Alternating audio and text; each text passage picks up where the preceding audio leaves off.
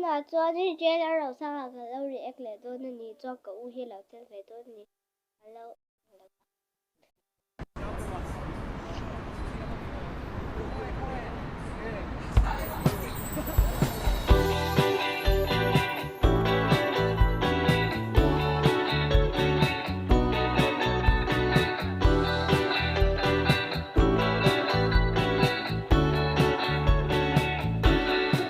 Phụ lâu mô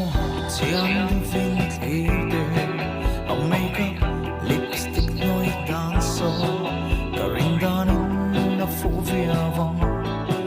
có rồi bên về chỉ nằm phụ chiên lâu mô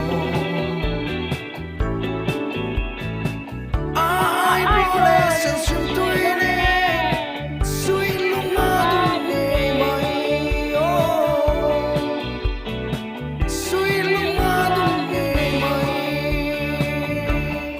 chỉ mịt môi trốn ban về nấu lệ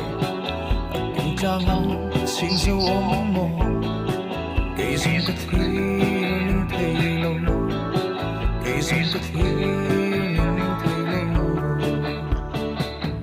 phụ chiên lâu mồ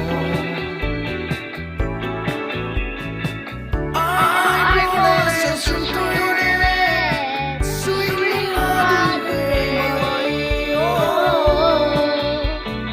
suy lúc mà tôi nghe mày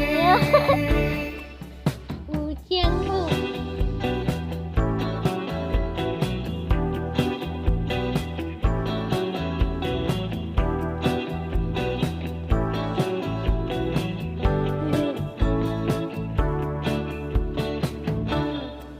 quay lòng chuông dỗ về tất căng mồ quay ru nắng xiang lối về âm mồ tuần lệ cân nuông với khát tân tuần lệ cân nuông với khát tân phụ chiên chiên lâu mồ ai bỏ lẽ sang chuyện tôi nên suy lúc mà tôi nghe mày suy lúc mà tôi nghe mày phụ chiên lâu mồ ai bỏ lẽ sang chuyện tôi nên suy lúc mà tôi nghe mày suy lúc mà tôi nghe mày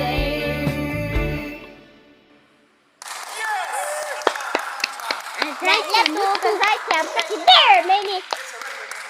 Ô thì anh nó tốt quá.